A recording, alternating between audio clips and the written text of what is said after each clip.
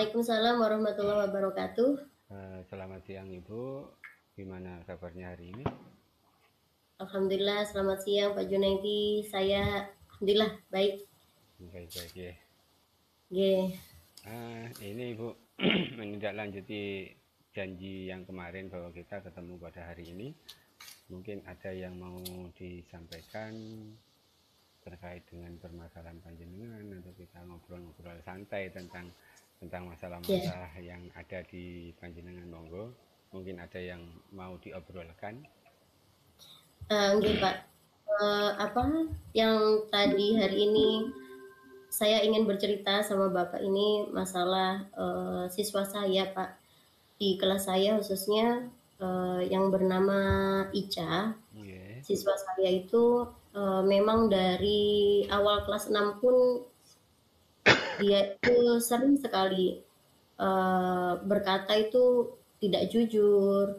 Terus dia itu suka caper kayak gitu Pak, sama tidak hanya sama teman-teman di luar kelas, di dalam kelas pun, dan sama abang-abang penjual cilok seperti itu Pak.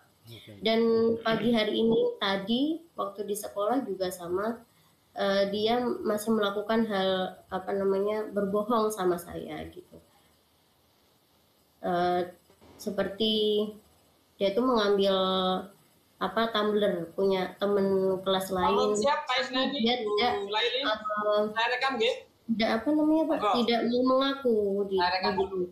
Padahal teman kelas lainnya itu dia yang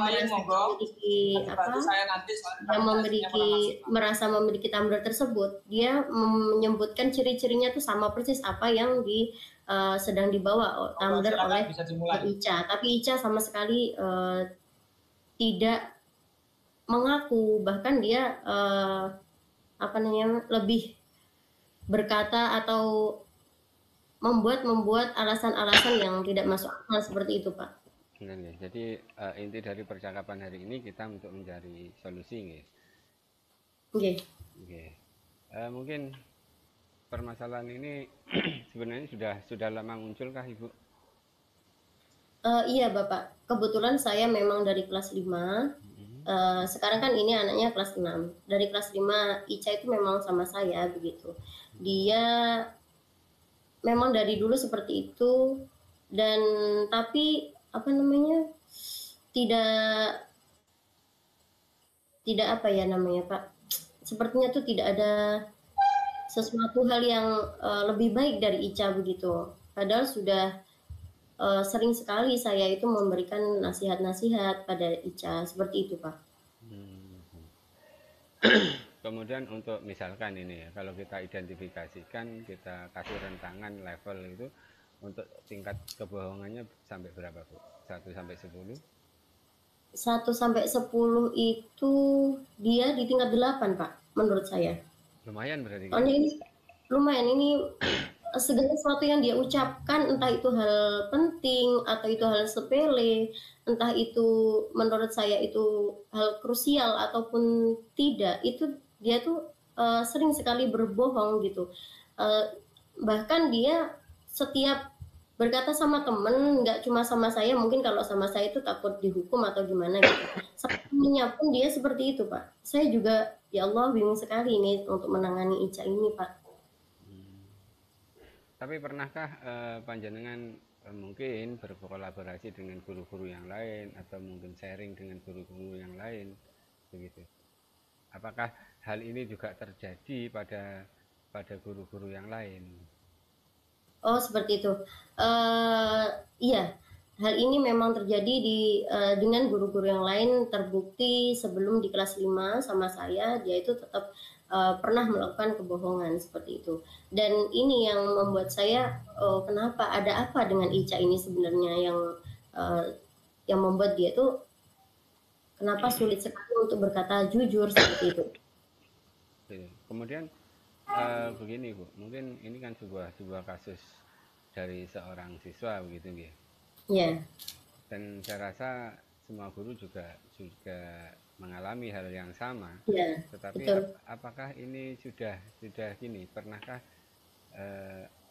rencana untuk solusinya?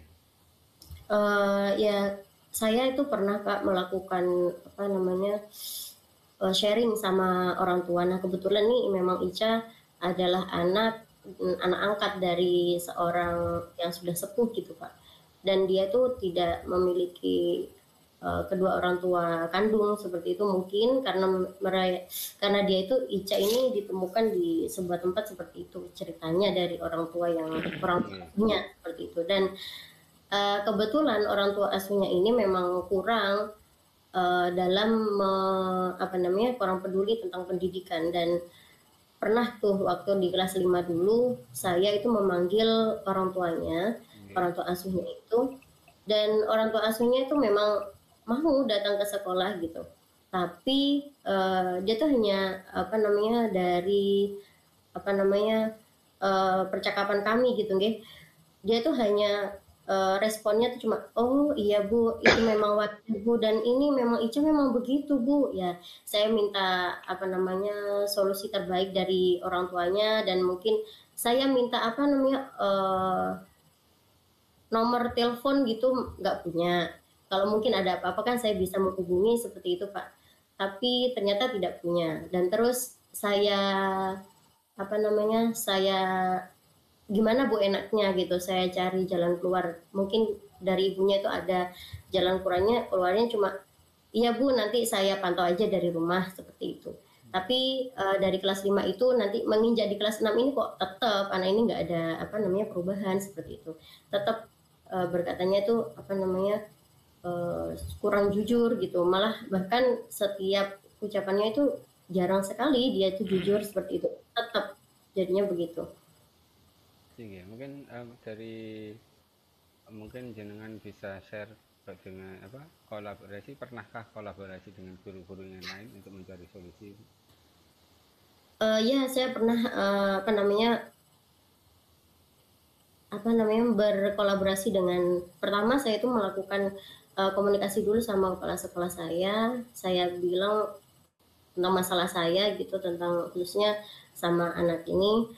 Terus kepala sekolah saya memang memanggil orang tuanya, kemudian kami duduk bertiga, kemudian Ica juga sempat dipanggil seperti itu. Ya alhamdulillah beberapa bulan kemudian memang ada perubahan sikap pada Ica. Tapi akhir-akhir ini mulai dia mulai suka berbohong lagi gitu Pak. Saya mungkin untuk kedepannya ini saya bisa lebih memperluas kolaborasi saya gitu, tidak hanya, kalau menurut saya ketika saya di sekolah sama Ica ini saya bisa memantau gitu Pak. Nggih. Saya pernah berkolaborasi dengan teman-teman sejawat saya, guru-guru yang lain untuk sama-sama memantau Ica, sama-sama memberikan perhatian khusus pada Ica, entah itu di luar apa namanya kelas, khususnya waktu istirahat dan lain sebagainya seperti itu, untuk bisa apa namanya tetap bisa mengawasi dan mengamati perilaku Ica yang notabene dia itu memang apa namanya suka membuat alasan-alasan, bahkan teman yang tidak berbuat salah pun dia bisa berpura-pura menangis seperti itu untuk memberikan apa namanya alasan-alasan yang bisa membuat orang lain terpengaruh dengan apa yang dan percaya dengan apa yang ia katakan seperti itu. Jadi saya memperluas, mungkin saya rencananya ini ingin memperluas kolaborasi saya Pak. Karena memang kalau saya itu dengan orang tua atau wali Ica ini kurang peduli dan sulit untuk apa namanya membuat komunikasi ya Pak. Saya hubungan komunikasi antara saya dengan wali Ica ini terbatas oleh komunikasi. Oke. Uh, Mungkin saya bisa apa ya mencari apa namanya keluarga yang lain gitu yang mungkin sekiranya bisa atau peduli dengan keadaan Ica atau pendidikan Ica seperti itu. Jadi Seperti itu itu Pak. untuk rencana kedepannya, nggih. Jadi Oke. jadi untuk mencari rencana kedepannya tadi yang telah jenengan sampaikan bahwa mencari menambah kolaborasi dengan guru-guru yang lain, kemudian dengan mencari dari pihak-pihak yang lain, tetangga-tetangga yang lain mungkin itu nggih. Jadi Ya, rencananya eh, saat ini yang itu tadi kan sudah disampaikan oleh jenengan. Mungkin untuk eh, anak itu mungkin kalau menurut saya sih sebenarnya dia punya keistimewaan begitu nggih. Cuman kita perlu gali lagi mengarahkan pada karakter-karakter yang lebih baik gitu. ya, Nggih. Mungkin untuk menjadi solusinya yang jangan sampaikan itu kira-kira apakah itu bisa dilaksanakan secara cepat atau gimana untuk membuat anak ini cepat berubah. ya, benar. Saya akan berbuat secepat mungkin, terutama untuk membangun komunikasi dengan keluarga yang ada di rumah. Eh, saya kapan hari itu sudah pernah apa namanya mengenal gitu Pak, mengenal salah satu anggota keluarga itu pamannya Ica, paman dari orang tua angkat Ica gitu nggih. Okay. Itu pamannya ini sepertinya peduli sekali dengan pendidikan Ica. Terbukti ketika Ica waktu itu setelah mendapatkan uang santunan dari sekolah, dia itu tidak pulang ke rumah ternyata. Dan ini yang membuat saya terkaget-kaget waktu orang tua atau wali dari Ica pamannya tersebut itu datang ke sekolah dan meminta keterangan pada saya dan menanyai apa namanya apakah Ica itu sekarang sedang berada di sekolah atau tidak seperti itu. Jadinya itu yang membuat saya oh ya Allah, alhamdulillah Bapak jenengan saya sampaikan seperti itu. Alhamdulillah Bapak, alhamdulillah saya menemukan jenengan yang dimana saya bertahun-tahun ini saya beberapa hari di apalagi di tahun kemarin di kelas 5 tepatnya saya bingung mau berkomunikasi dengan siapa karena katanya Ica itu tidak punya keluarga gitu memang.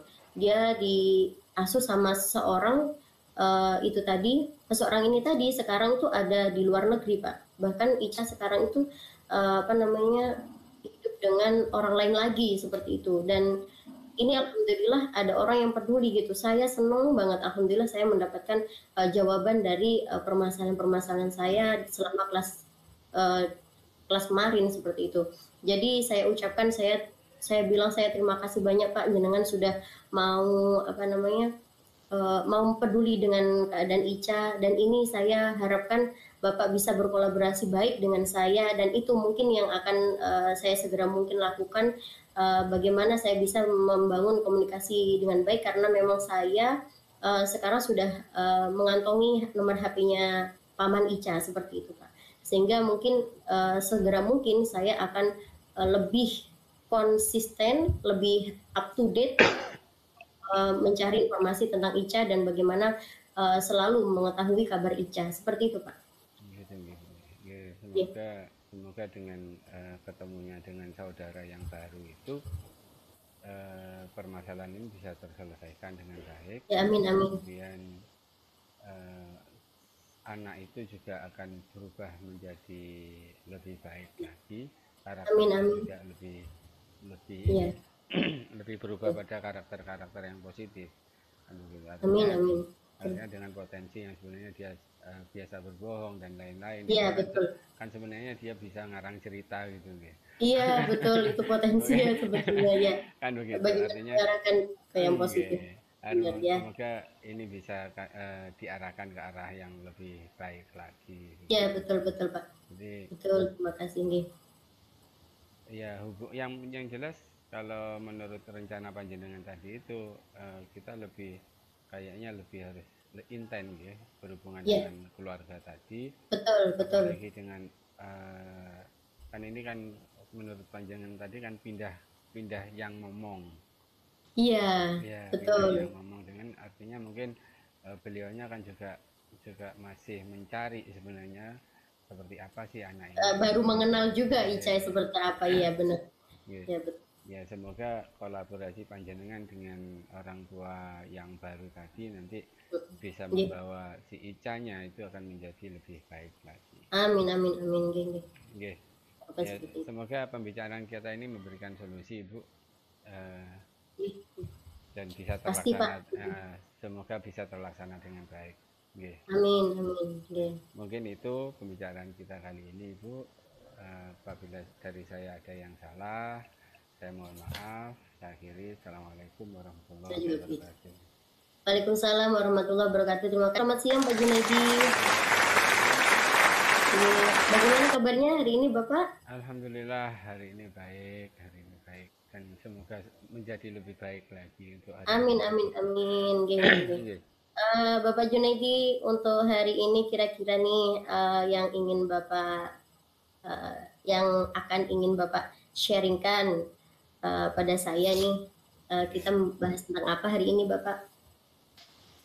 Yang pengen saya bahas itu tentang ketertiban siswa. Ketertiban siswa. Nggih. Karena saya dari guru SMA, ketertiban siswa itu kan juga karena siswanya sudah multi, maka kita banyak sedikit juga banyak kendala gitu. Nggih, betul. Nah, ini Bapak, kira-kira menurut Bapak Junaidi ini di sekolah Bapak, ketertiban siswa yang mana yang belum tercapai atau masih dalam tahap pembenahan dan sebagainya? Ada banyak sebenarnya yang perlu kita bahas, tapi saya akan lebih fokuskan pada keterlambatan siswa, Keterlambatan siswa. Di mana siswa harus datang tepat waktu yang sudah disepakati di awal pembelajaran. Oke.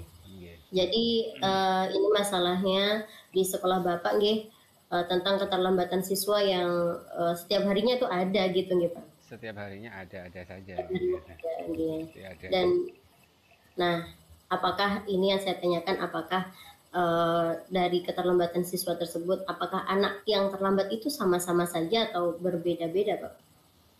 Ada yang sama, tapi juga ada yang berbeda-beda karena situasinya mungkin ya. Seperti itu. Ya. Nah, kira-kira untuk yang sama ini Bapak,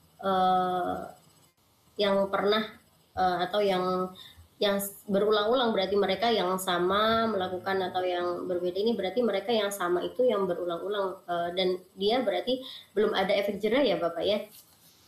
Ya. Mungkin lambat itu malah ketagihan atau gimana gitu ya Bapak, sehingga bisa terulang kembali di hari berikutnya. Seperti itu nggih? Karena kondisi yang sama mungkin yang mereka alami gitu. Kondisi yang sama. Nah, menurut Bapak Junaidi ini kondisi yang sama yang seperti apa yang membuat siswa tersebut sehingga bisa mengulang keterlambatan tersebut Pak di setiap harinya? Karena setelah kita datangkan anak-anak itu yang biasa terlambat ya. Ini saya ngomong biasa terlambat itu karena memang ada hal yang mereka lakukan di malam hari, khususnya karena kita siswanya SMA itu kan ada beberapa anak itu kalau malam itu bekerja. Bekerja dalam artian untuk mencari kehidupan, sumber penghidupan begitu. Jadi memang kalau malam itu bekerja membantu orang tuanya. Ini salah satu contoh kasus yang paling kelihatan itu dia menjadi wakernya ini peternakan sapi. Oh, seperti itu. Jadi di setiap malam itu dia selalu jaga dan jarang tidur karena memang karena memang harus jaga sapi. Karena itu peternakan yang dikelola bersama sehingga dia juga bekerja di sana. Begitu. Iya. Jadi dari sebab gitu, salah satu sebab yang bahkan beberapa sebab itu yang menyebabkan mereka siswa dari sekolah Bapak Junaidi ini terlambat, yaitu mereka bekerja untuk mencari uang, seperti itu ya Bapak? Membantu orang tua. Membantu orang tua. Nah, yang saya tanyakan lagi, apakah dari keterlambatan siswa tersebut dan juga waktu yang tersita di malam hari ketika mereka seharusnya sudah bisa beristirahat di rumah gitu, apakah itu mempengaruhi mereka di dalam kelas Bapak? Kalau di dalam kelasnya sepertinya nggak begitu terpengaruh mereka, karena mereka sebagian juga masih memanfaatkan waktu untuk belajar juga, meskipun mereka juga harus bekerja. Oh, seperti itu. Ya, Jadi menurut Bapak, ya? cuman efeknya mungkin ya beberapa saat gitu mereka tertidur begitu. Oh, seperti itu Iya, ya. Ya. Jadi mereka efeknya ini lebih ke tidur waktu ya jam waktu pelajaran, waktu pembelajaran. Betul. jam pembelajaran. Nah, jadi ini lebih mengganggu ya Bapak berarti untuk proses pembelajaran di kelas ya Bapak. Sebenarnya ya. Sebenarnya iya. Ya, ya, ya.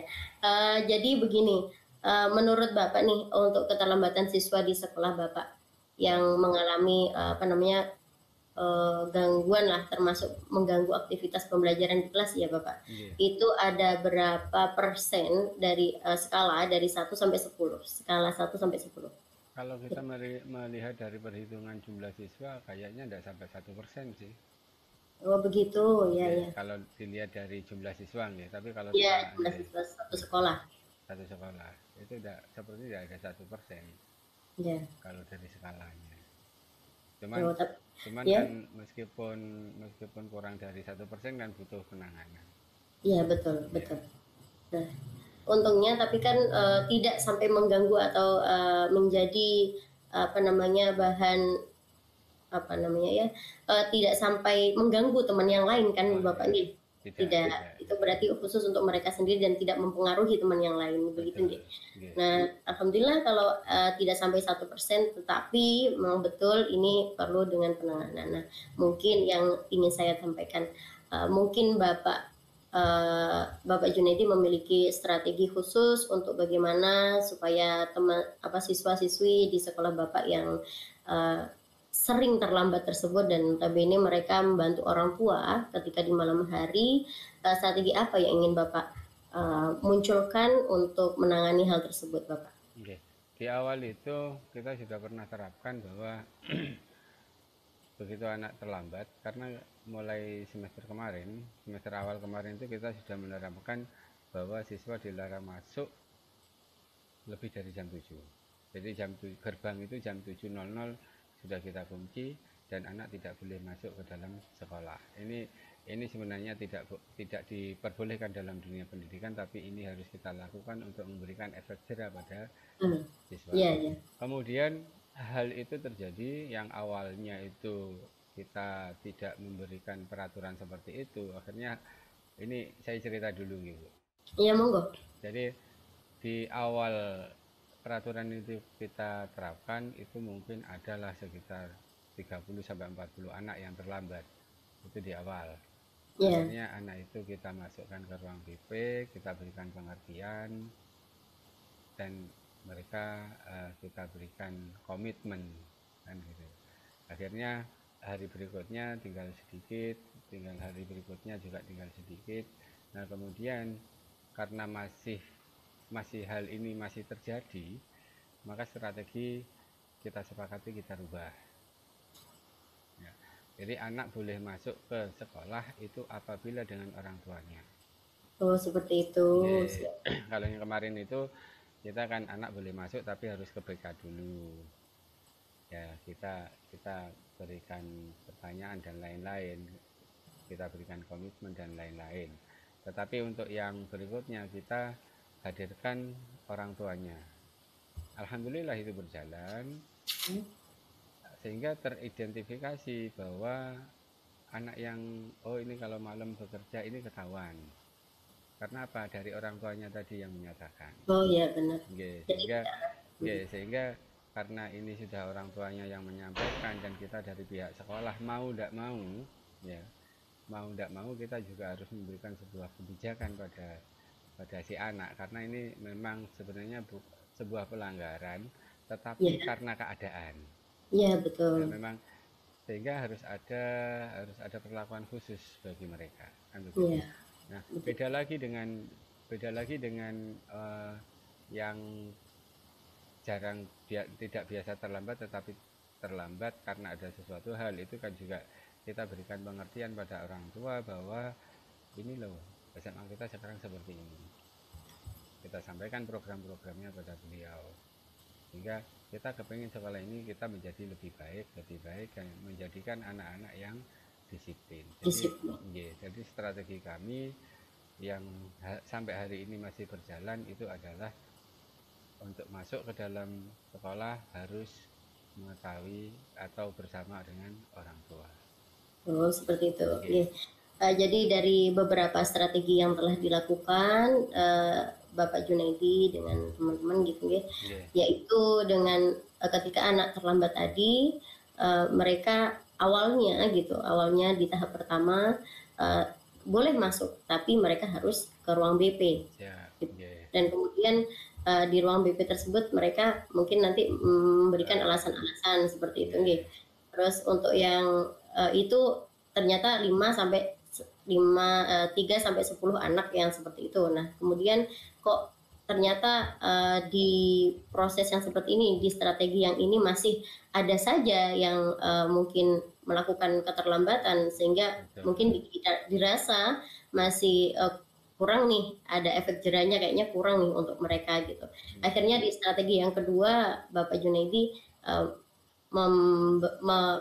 memunculkan ide, yaitu dengan bagaimana kalau mereka itu yang terlambat tadi boleh masuk ke sekolah gitu, dibukakan gerbang, tapi dengan syarat yaitu membawa orang tua, sehingga nanti orang tua bisa memberikan penjelasan kepada pihak sekolah, seperti itu nih Bapak. Oke, betul. Nah, dalam menjalankan strategi ini Bapak, siapa dan apa yang dapat membantu Bapak Junaidi dalam menjaga komitmen tersebut, sehingga nanti memunculkan siswa-siswi bahkan 0% dari kurang dari 1% tadi mengurangi keterlambatan siswa, seperti itu Bapak. Ya, jadi yang terlibat pada saat ini itu adalah satu tim kesiswaan. Tim kesiswaan, ya. Jadi tim kesiswaan itu sangat terlibat, dan ini sebenarnya ujung tombaknya adalah tim kesiswaan. Kemudian yang terlibat yang kedua yaitu pihak dari bimbingan konseling, dari BK, dari pihak bimbingan, sehingga ketika anak-anak mengalami keterlambatan maka berarti ada sesuatu yang miss di situ, maka ini adalah kewenangan dari guru BK.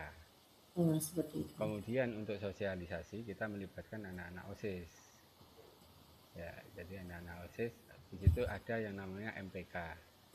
Jadi MPK inilah sebagai ujung tombak kita untuk menyampaikan informasi-informasi sekolah kepada siswa. Jadi selain kita pada sebuah pembinaan besar ketika upacara, jadi anak-anak yang di MPK ini juga menjadi penyampai informasi dari pihak sekolah pada siswa. Itu yang terlibat pada saat ini, Bu.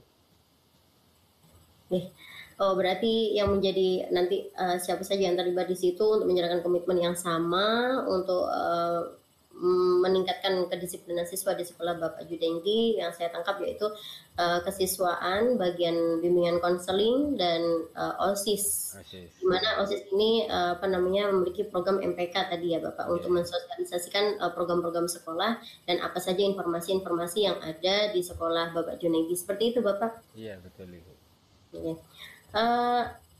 Bagaimana nanti tindak lanjut dari Bapak Junaidi nih untuk kedepannya? Nah, tindak lanjutnya mungkin strategi ini sebetulnya sangat efektif Ibu, karena mau tidak mau setiap anak itu kan pasti punya rasa takut ketika orang tua harus dihadirkan. Ya, siap. Nah, betul. Jadi itu yang menjadi inti dari solusi kami, rasa takut pada orang tua. Sehingga kalau anak pada guru mungkin biasa lah ya, betul. Tetapi kalau sudah melibatkan orang tua, ini biasanya kan efeknya domino. Iya. Efeknya domino bagi si anak, sehingga kita juga bisa lebih dekat lagi kerjasama dengan orang tua dari siswa tersebut. Ya, betul. Nah, benar sekali Bapak, saya juga setuju dengan apa yang menjadi tindak lanjut Bapak Junaidi ini.